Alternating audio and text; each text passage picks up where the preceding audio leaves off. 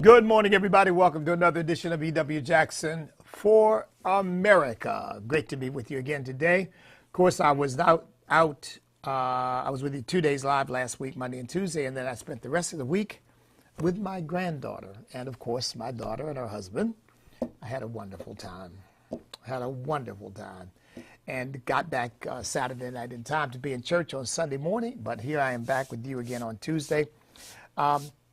Hope you got a chance to listen to and to watch the message yesterday, because Sunday, which we aired yesterday on The Wisdom of a Father, Part 2.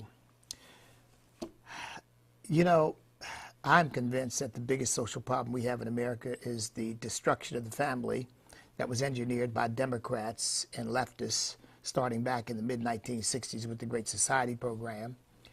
And therefore, the biggest social problem we have really is absentee fathers, because the engineered destruction of the family was based on getting men out of the home. And that's what the Great Society program managed to do. It disincentivized men from staying in the home, incentivized women to be without men so that they could get more welfare for whatever children they might have. And between welfare and housing and food stamps and all these other benefits that were designed to help single women, ended up, in effect, really designing single-parent households, particularly acutely within the black community. And, of course, this is now going across the board. We've got I think about a third of children of European ancestry are born out of wedlock. Of course, we know the numbers, depending on where you are, but somewhere between 72 and 80% of children of African ancestry are born out of wedlock. And the numbers are climbing across the board. The only family right now structure that seems to be holding fast is the Asian family. Even the Hispanic family is suffering from these same pressures and these same forces: out of wedlock births, fewer marriages, and so forth. A lot of children being raised in single-parent, female-headed households. And again, folks, God bless the mothers who are responsible and do the best that they can. But very often, these children are being raised by children themselves, kids who are not themselves adults. Which is why grandparents often end up raising children in these circumstances, sometimes in cooperation with the mother, sometimes with the mother completely out of the picture, or virtually out of the picture anyway. It's a terrible circumstance, and the social ramifications are manifold, because a young person, male or female, but this is particularly worse for society with regard to males, because males tend to work out their frustrations and their anger and their bitterness in violent ways. And so when you have a gang culture, a criminal culture that can lure young men into it by saying, we can show you how to be a man, we can show you how to get respect, we can show you how to be tough, then that young man imbibes all of these ideas that are completely self-destructive, frankly, demonic, evil, wicked, twisted, and he has this perverse view of manhood that he then goes out and lives out in the streets of our cities and ends up terrorizing everybody else. Innocent people die, children die, because some kid who didn't need to go that way has been taught this is the true meaning of manhood. I either get killed or I go to jail. So what? Who cares? I'm tough. I'm a man. I can do it. I can deal with it. And so we've got major problems right now as a result. And I'm teaching, as you all know, from Mother's Day till the end of June on the traditional, celebrate traditional marriage and family month, which Stan has declared, because we want this to be shared by other churches. We want to get this word spread. Haven't really done much with that as yet, but I'm hoping from year to year that we will. Again, that's one of the reasons why I ran for president, because these ideas that I have, I want to try to give them some kind of central focus and give them a higher platform, because I think they will appeal to people, but they don't appeal to people if they don't know about them, right? So you gotta get it out there first. So we're working on something called the Family Restoration Institute as one way of dealing with this problem of violence in the inner city. Now, there's really a three-pronged approach. One is that we've got to have fully staffed police departments, properly trained and capable of taking the really bad guys off the streets. And that's what you got to do with these folks. You got to lock them up. You can't, you can't play games with these people, this cashless bail and all this nonsense. You got to be tough on the criminals, because they're a small minority of these communities, but they make it worse for everybody else. So you got to have fully staffed, and I dare say aggressive, lawful, of course, but aggressive law enforcement that is serving as a deterrent to crime as well as solving the crimes that take place. Then you got to have educational opportunity so that these kids who aren't in the criminal class, who don't want to join a gang, who don't want to be involved in that, see education as a way out, see education as an opportunity to do something meaningful with their lives. But then the most foundational thing is you've got to rebuild and restore the family so that they're getting the proper values and vision that would allow them to want something better for their lives. I often say that when I came out of foster care, my father took custody of me. He changed my culture and gave me a different vision for my life. Prior to that, I was looking at gangsters and criminals and guys coming out of the penitentiary as my icons, as the people to look up to, because they were tough and they were respected, and people got out of the way when they walked down the street. And I want to be like that. To once my father got custody of me and began to get me rethinking what my life would be, now I'm thinking about doctor, lawyer, businessman, property owner. I thought even as a kid about, well, maybe when I grow up, I'll own real estate. Because, my father showed me people who were doing that. And so my vision completely changed from feeling like going to jail was going to be a promotion to promoting myself through education and hard work. These kids needed a different set of values and a different vision for their lives if they're going to stop terrorizing the rest of us. So I hope you got a chance to check that out. Now, I would recommend to you, go to America's Forgotten Children, the website there, americasforgottenchildren.com, and check it out. And for some reason, we think we know essentially what happened, but for some reason on Sunday, and I think it probably had to do with the sermon I preached on Sunday, there was a spike in the numbers of people who went to the website. 7,000 people, 7,000 events, I should say. It wasn't 7,000 people, 7,000 events, which is a lot of activity on the website just this past Sunday. So I would recommend you go check it out. We're in the process of developing curriculum for the Family Restoration Institute. And when that curriculum is developed, just like the other things we're trying to do, Celebrate Traditional Marriage and Family Month, Celebrate American History Month. These are things we want to try to push out to other churches and other institutions and get them involved in the process. Okay? So I hope that you will get involved in the process with us. If you belong to a church, go to your pastor and tell him, are you familiar with the Celebrate Traditional Marriage and Family Month that Stand is doing? Bishop E.W. Jackson has created. And I'll be happy to provide them with the model of the banner that we use, a beautiful banner. If you look on the website, you see it up behind me. Beautiful banner that we'll share that with any church. I mean, I think our logo may be on it, but we're happy to take our logo off and share it with any church if that's what they want to do. I mean, it does. We're interested in promoting the ideas. We feel like promoting Stand, that'll take care of itself if we're doing good things. So if you want to put your church logo on it, have at it. So there's that. and then celebrate American History Month. That's coming up in September. We want to get churches involved in that. And then the Family Restoration Institute curriculum, we want to get that out through churches and Christian schools and any organization that is interested in trying to do what they can to help rebuild the family, to help restore the primacy, the importance of, the stability of, the health of the American family, and in this case particularly, the black family. So if you didn't see that message, I'm sure it's on our Facebook page or YouTube channel. You can get it there. All right. I got two topics I really want to cover today. That was, believe it or not, preliminary, but I've got two topics I really want to cover today. The first is heartbreaking. It really is. Actually, both are. But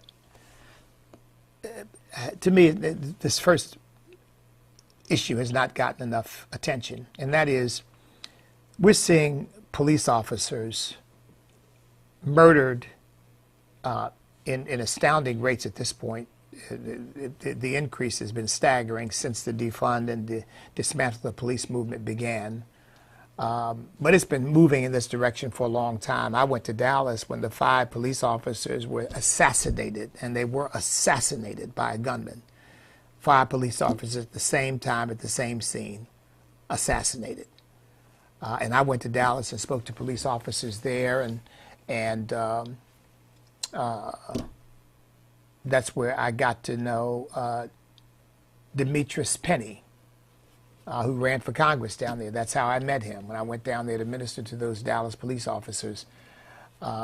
And this stuff is really heartbreaking, because what's new is not just the increase, but the fact that many of these now are ambushes where police officers are being intentionally targeted, lured into situations so that they can be killed.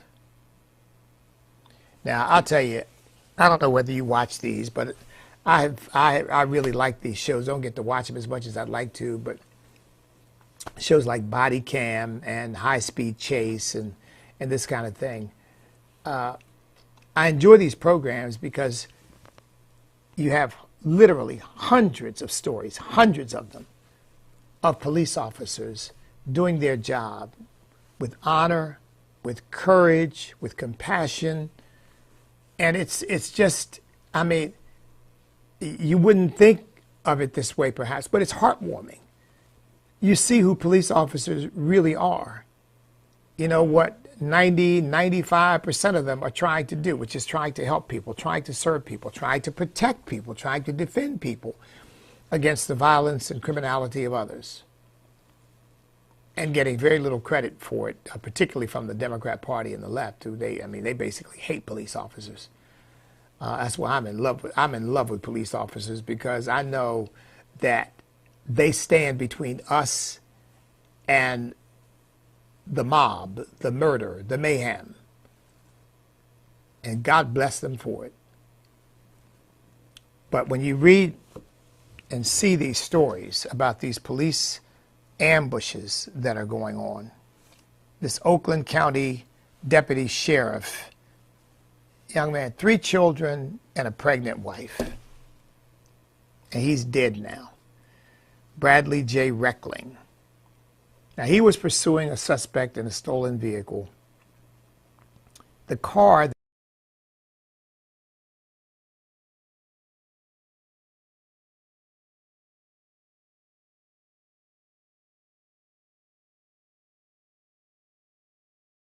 that he was pursuing, the car that, I just had a freeze up, I don't know whether you saw it, but the car that he had been pursuing stopped. 3 guys got out of the car and just opened fire on him. They shot him in the head, they shot him in the chest. That's execution style. It seems like their intention was to kill this officer, that's what they were doing, that's what it was all about. Because they stopped the car, and before he even had an opportunity to react, 3 of them were on him and just gunned him down in cold blood.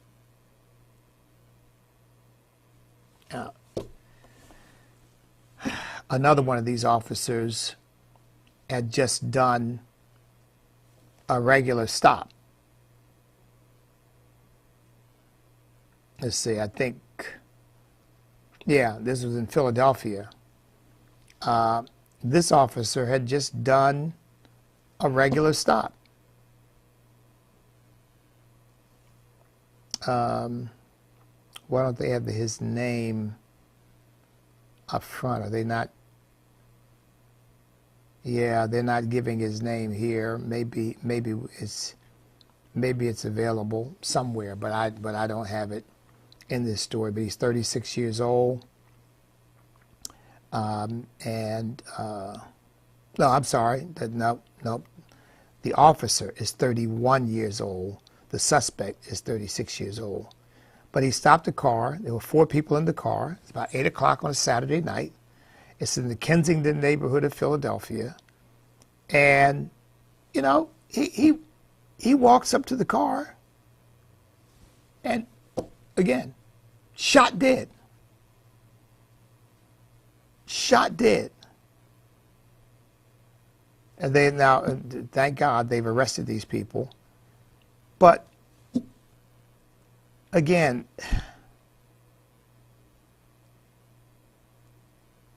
he was a husband, a father, and just out there doing his job. I'm sure they'll release his name, but this is a story. This is in Police One, which reports on these incidents, and they're not giving his name.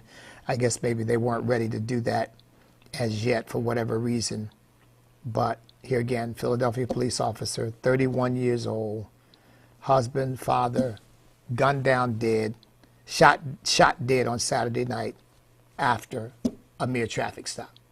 You know, which is why I tell you, whenever I do get stopped, and I do occasionally get stopped, as you've heard me refer to this, but I've occasionally been stopped. It hasn't been a while since I've been stopped, but I do occasionally get stopped. And it's almost always for speeding, okay, when I have been stopped. Almost always for speeding. And I don't have a whole lot of speeding tickets either, so I try to moderate myself, okay? But I can, like I said, some of you, I had a preacher when I was on Truth and Liberty with Richard Harris say, he said, well, I'm like you. He said, I can be a little bit heavy-footed, and I've been stopped by police officers. He said, but I've never had a problem. It's just, you just deal with it and you go on. But here's what I was going to say. When a police officer does stop you, I really feel for him or her, because I'm thinking to myself, they don't know me. They don't know what I'm about. They don't know what to expect. Now, I'm a law-abiding citizen. I wouldn't, I mean, my goodness gracious, I care about this police officer, and I think to myself what danger he or she is putting her life in by just stopping somebody on the road. And I want to be as friendly and as respectful as I can be, not out of fear, but just out of respect for the difficult and dangerous job that they are doing. I think obviously they picked that up right away, and most of the time the attitude of the officer is always professional, sometimes even friendly.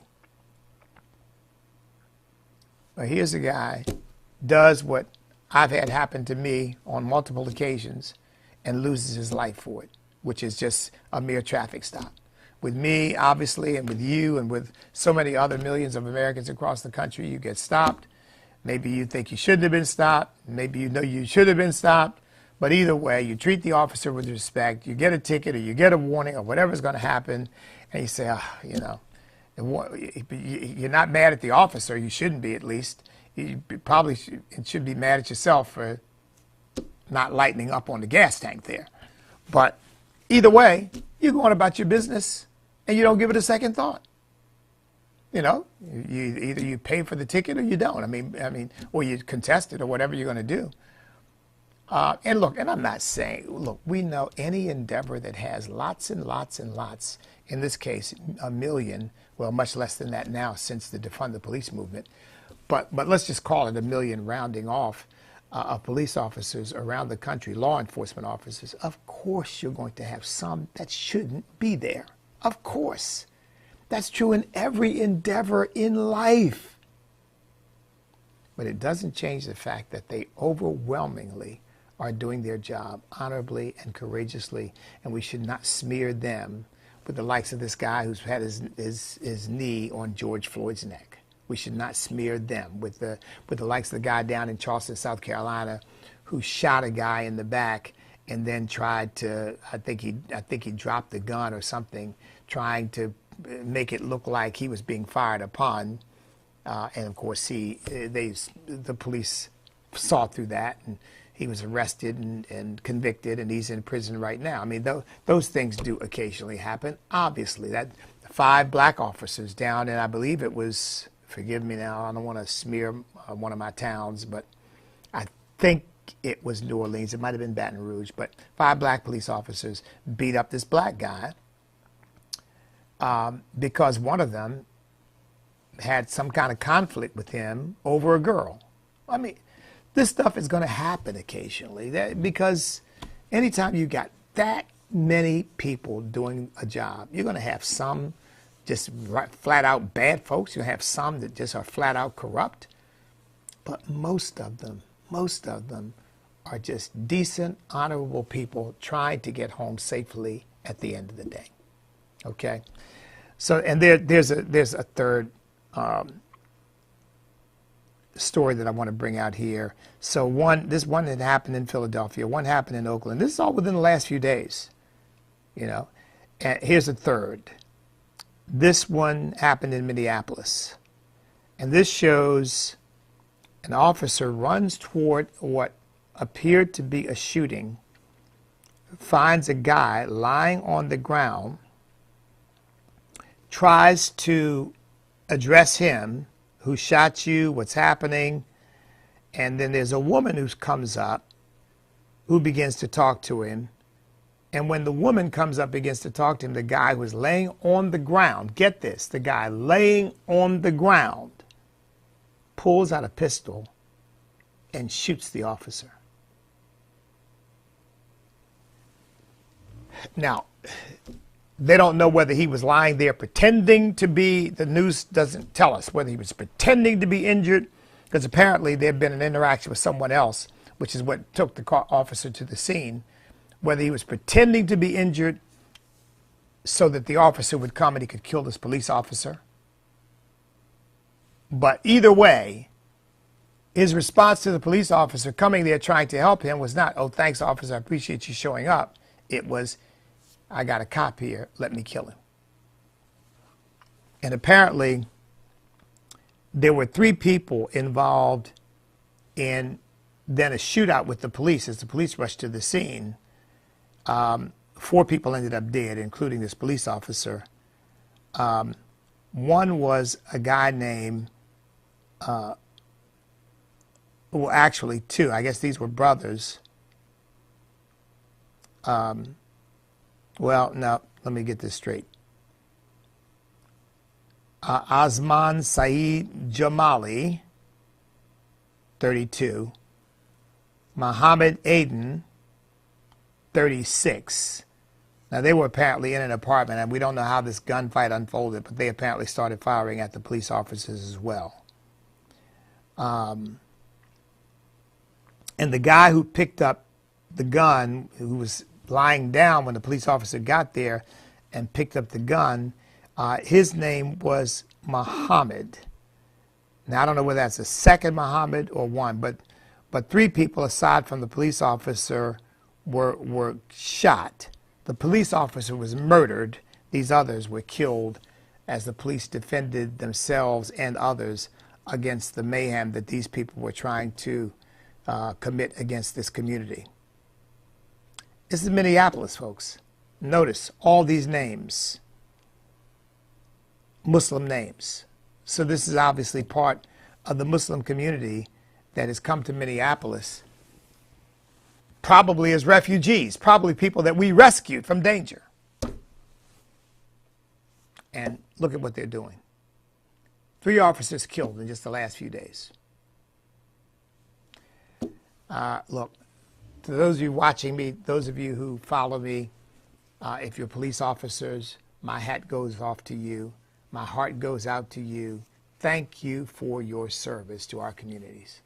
If you're the family, wife, son, daughter, mother, father, sister, brother, but someone in your family, or more than one person in your family, is serving as a police officer, thank you for supporting them. Thank you for standing with them. Thank you for being there, because they really do need our support, and it begins with the family. So God bless you, police officers out there, for all that you do. And let's be praying for these police officers who are being injured and, in these cases, killed in the line of duty, often by criminals who are intentionally trying to kill cops. Intentionally. I mean, it's not an accident that happens. I mean, an accident, not something that happens in the course of committing a crime, and somebody just goes out of their way. I mean, somebody just says, well, you know what, I'm going to do whatever I need to do not to be caught. Okay? I mean, we understand that. That's what criminals do. But this is something different by several orders of magnitude.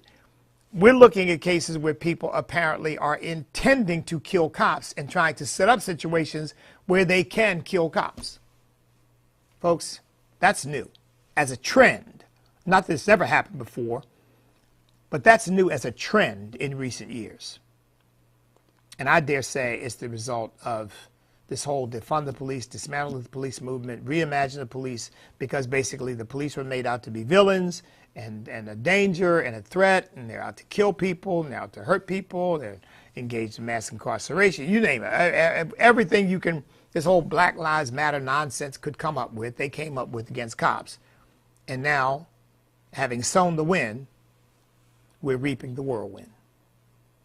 And think of all the corporate people, think of all the money. Folks, I struggle to make sure that we have our budget met, that I can pay our staff and do the things that we're trying to do. And the money that these leftist corporate types gave to this Black Lives Matter garbage, it makes me sick to my stomach almost. Because basically what they did was finance getting more cops killed, because they financed people who were out spreading this anti-cop message and out basically justifying that it's okay to assault a cop, kill a cop, because after all, the cops are the bad guys. Not the criminals in the community, but the cops. It's disgusting. It really is. $100 million they gave to that Marxist garbage. I don't care what they called it. It was nothing. It was an abomination. Well, didn't expect to spend that much time on that, but that's one issue. Now let's go to the second issue. Folks, this rising anti-Semitism. Oh, no, you know what? Let me come back to that. Let me go to the first. Before I get to that, I'm going to get to that.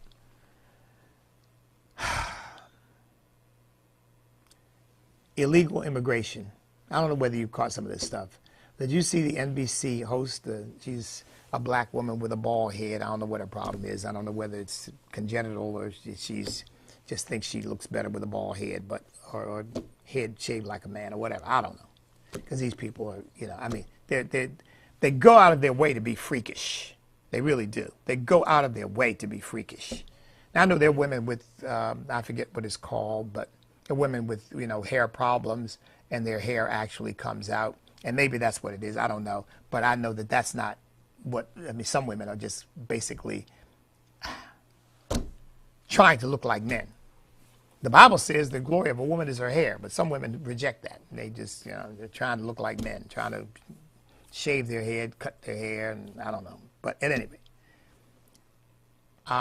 this idiot from Maryland used to be the president, chairman of the Republican National Committee.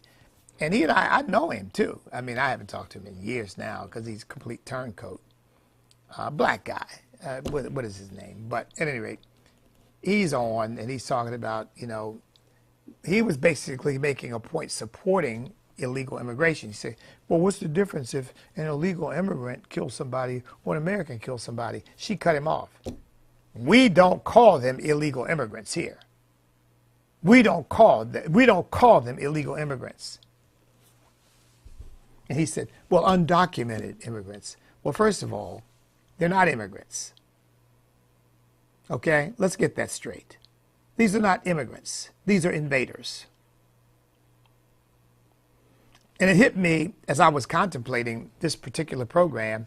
It hit me, we're wrong to call them immigrants. They're not immigrants.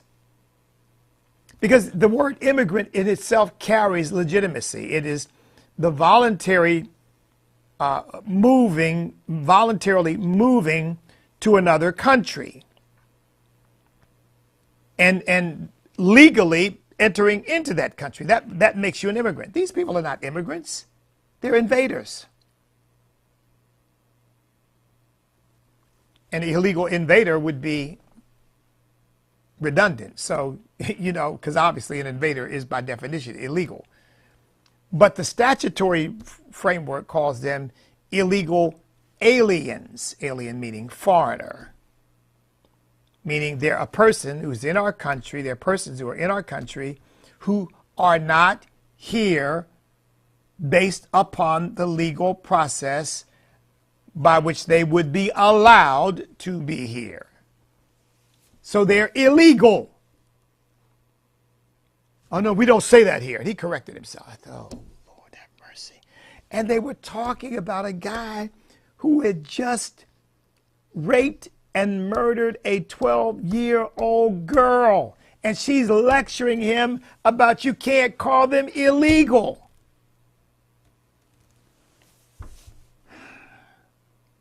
Folks, this stuff is exasperating. It really is. Because it tells you the intellectual, the psychological, the verbal distortions that they will engage in to intimidate people and to stop people from telling the truth. I mean, I'm going to start calling them invaders because they're not immigrants or illegal aliens, which is the statutory language that federal statutes calls anybody who is in our country without permission, without having gone through the proper process or procedure to allow them to be here, calls them an illegal alien. So either they're an illegal alien or they're invaders. They're not undocumented. It's not like, oh, I wound up in America and forgot my license. Undocumented. If I'm driving by car and I left my license at home, which I try never to do, I always take my license with me because you never know. But if I do that, and the cop calls in and says he doesn't have his documents or he doesn't have his license, okay, maybe I'm undocumented. He asked me, can I have your license? I said, officer, I don't have it. I forgot it. I've got my license, though. I just don't have it with me at that particular moment. Undocumented, implying that like they just misplaced your documents. You know what I mean? So just talk about just butchering language to again, to intimidate people and to silence people and to censor people. Well, we've had some terrible tragedies, though, and that's what they were talking about. And she was all hung up on calling the person who raped and murdered this 12-year-old girl, Jocelyn Nungare, down in Houston. The judge set a $10 million bond for this idiot. That's being kind to call him an idiot. But apparently he and another guy, one is Johan Jose Martinez Rangel, 22, and Franklin Pena, 26, were arrested by the Houston Police Department. They apparently lured this 12-year-old girl to some bridge, a bridge on West Rankin Road. We don't know where that is, but they lured her from a 7-Eleven to a bridge. Apparently, he strangled the girl, and then they disrobed her, 12 years old, disrobed her, bottom, and raped her. Bound her hand and foot. So they were apparently ready. They were hunting. They were looking for someone to harm, looking for someone to rape. Bound her hand and foot, and then threw her in a creek under this bridge. And then they went and talked to family and friends about getting enough money to get to I guess to try to get out of the country, but to escape the area. Girl was found the next day at 6 a.m. by a passerby. 12 years old. And you got somebody saying, well, what's the difference? Is this done by an illegal immigrant or by an American citizen? Very simple. They should never have been here in the first place. And Donald Trump was called a racist when he said, they're not sending us their best. Remember that? Oh, he's a racist. He's a racist. He's a racist. He's xenophobic. He told the truth. And we're now living with it. Then, again, Rachel Morin. This is a fairly recent one. Mother of 5, 37 years old, killed by an invader or an illegal alien.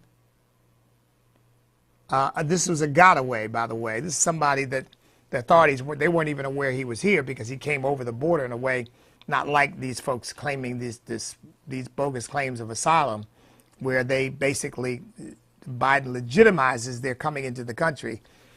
This guy came another way. I think he is part of MS-13, but his name is Victor Antonio Martinez Hernandez from El Salvador, an MS-13 gang member, and he murdered this woman just in cold blood. By the way, he was already being charged with the assault of a 9-year-old girl and her mother in L.A. He was already under charges for that. Why wasn't he in jail? Well, you know, why you can't put people in jail, cashless bail and all that. They found this woman with 15 head wounds. So he apparently strangled her, bludgeoned her, and raped her. We got 2 million getaways in our country right now. 2 million gotaways, I should say. 2 million gotaways in our country right now. I mean, the families of these women. Because I mean, again, it almost leaves you speechless. Because put yourself in the place of these families. When you get the news that your 12-year-old daughter has been raped and murdered by somebody that has happened at all, and then by somebody who shouldn't even be here in the first place, or that your wife has been bludgeoned and strangled and raped and by somebody who shouldn't even be here in the first place. And these leftists are running around saying, oh, you can't call them illegal immigrants. No, fine. We won't. We'll call them invaders, because that's what they are. And illegal aliens, because that's what the statute says they are. They're foreigners who have no right to be here. So they're illegal foreigners, illegal aliens. President Trump has taken these issues to heart. Call these families. What do you think Biden's done? They won't touch this stuff with a 10-foot pole. By the way, just as an aside, there's one more I want to cover with you. But you know, you hear me say all the time, these folks don't care about us. That's why Joe Biden doesn't call these families. They don't really care about us.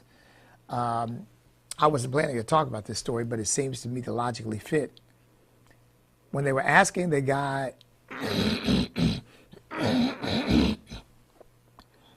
who was held in, what's that place called? Turks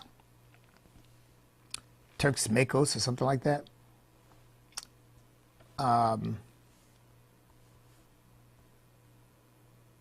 Turks and Caicos. Is that it? Yeah. But when they were asking him about the lesson learned, because he's just recently been released after they found ammunition in one of his pieces of luggage, and man, I tell you, I shudder. I think to myself, I keep my ammunition as far away from travel bags as I can get them, because, you know, if you got guns and you got ammo, you know, there's going to be a time, you know, when for whatever reason there's a bullet laying somewhere, you know, and you don't even, if you're particularly with, you know, me and my wife, we live alone. We have no young children at home. I mean, so it's no big deal. I try to clear all that stuff away if a repairman is coming or something like that, make sure that they don't see things that they shouldn't be seeing. I don't want them seeing my firearms or seeing bullets. I mean, I just don't want people seeing that. But still, you know, it just happens.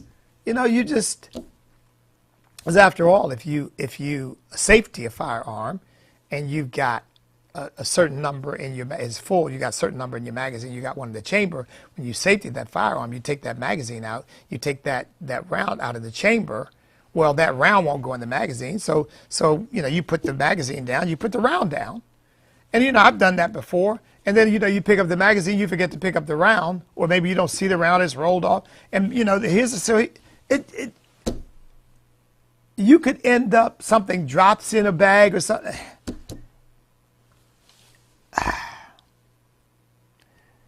This guy who ended up, I think they held him, at Turks and Caicos.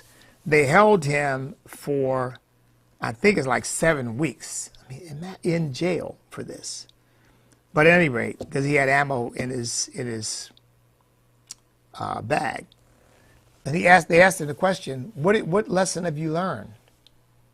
And he says, I learned that my thoughts that the State Department would be there for me if I had any problems in a foreign country were completely wrong. They never responded.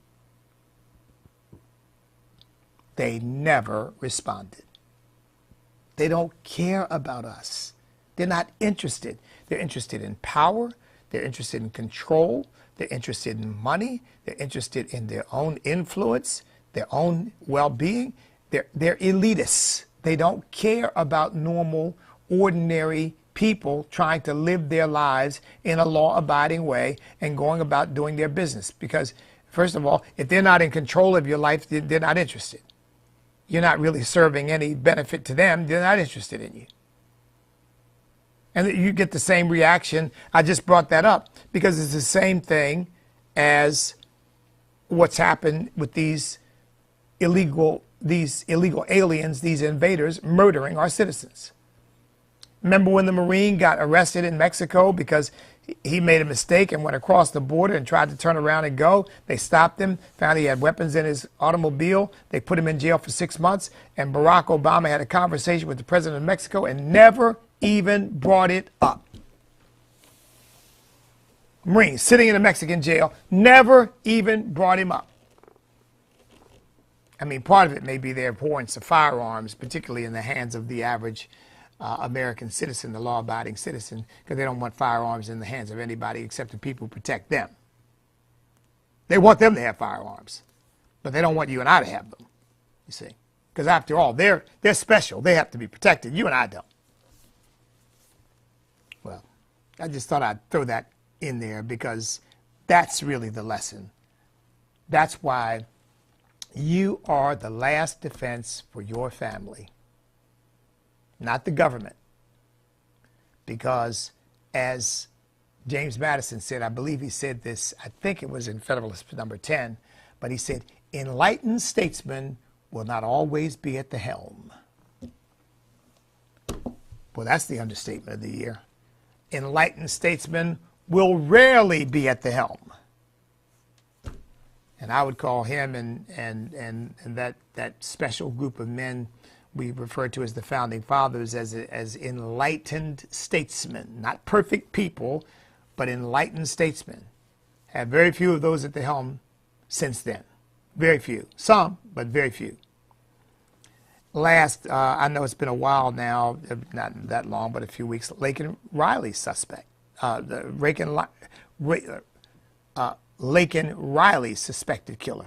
Venezuelan. He's now being charged. I mean, again, Jose Ibarra, 26 years old, an invader, shouldn't have been here in the first place. Here's another young woman murdered. So I wanted to bring that issue to your attention again, just to point out the chaos into which the country is descending. And I was going to mention one thing, but I don't have time to now because I'm out of time. But I will just mention it because I was about to get into it, and that is this issue of anti-Semitism. When I come back tomorrow, I'll talk about that. The country is, well, really, Psalm 9:17 summarizes it. The wicked shall be turned into hell, and all the nations that forget God.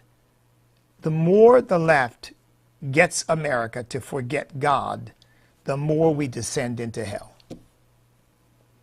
And while there are many things we need to do, and I've mentioned some of them, my organization is working on some of them, Stand is, and churches ought to be working on all of them in terms of proclaiming the truth.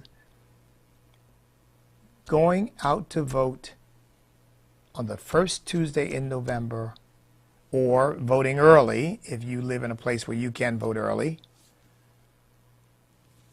doing everything you can to see to it that Biden is retired, and he needs to retire. The man is tired and old, and he doesn't need to be at the helm of the greatest nation on earth. He just, come on.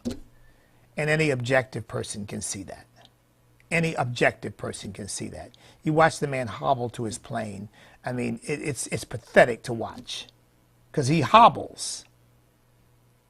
He doesn't walk. He doesn't stride. He hobbles. And they're trying to clean up all this stuff of Barack Obama leading him by the hand and grabbing his arm and trying to tell him where he is. You're at a fundraiser. Oh no, that's doctored. Look, we've seen it too many times to think, well, it's just doctored footage. I mean, give me a break. We've got to make sure that Donald Trump gets elected president of the United States. It's just that plain and simple, folks. Donald Trump's not interested in being a dictator. Donald Trump's not interested in being Hitler. Donald Trump's not interested in... Donald Trump loves this country, and he wants to see America be the very best country we can be. And he realizes common sense has been thrown out the window by the Democrat Party and the left, and he wants to bring it back. It's really just that plain and simple. And as I've said before, I can't say I believe that Donald Trump's hand is in God's hands, but I do believe this, that God's hand is on Donald Trump. I believe that with all my heart. And God's hand is on Donald Trump for our benefit, not for Trump's, but for ours. I mean, the stuff that man has gone through is ridiculous. But God's hand is on him for our benefit. That's, of all the things that we need to do, and certainly, like I said, I'm working on things, that ought to be in the forefront of our minds. And of course, before then, to engage, to get involved, to do what we can, to contribute. I mean, I make contributions to candidates. My wife and I aren't millionaires, but we make contributions. Don't believe what you see on the internet, by the way. If you look at my net worth, if you ever look it up on it, you'll think I'm worth millions of dollars. It just ain't so. I wish it were, but you don't. But we contribute because we believe in our country, and when we find people that we believe in, we want to help those people get elected. Donald Trump ought to be one of those people. I mean, give you $5, give you $25, give whatever you can give it. If you can do more, do more. But and get involved, volunteer, help out. I mean, everybody can do something. We got to save this country. Because I've just shared with you just these indications of the fact that the country is really being turned into hell. And I think the Democrats like it, because they would rather reign in hell than serve in heaven. All right, I got to go. God bless each and every one of you. Wow. Been a while since I've been on, so I went a few minutes over. That's because I had a lot of stuff stored up. Still didn't get to everything I wanted to get to. So I'm going to come back and talk about anti-Semitism tomorrow. Look, you know what to do. I just ask you to please make sure you vote. Help us out. StandAmerica.us. Go to our website to contribute. Sign up as a Patriot Partner. I'll send you a copy of my book. Pray for us, please. Please pray for us. Because this economy has really made what we do more difficult, made it more difficult to finance it. But so pray for us, that God will see us through what has been, I would say, some of the most difficult time, the last year and a half or so, since the economy began to take a downturn. It's become some of the most difficult time we've had. For the last quarter of 2022, the last quarter of 2023 to now.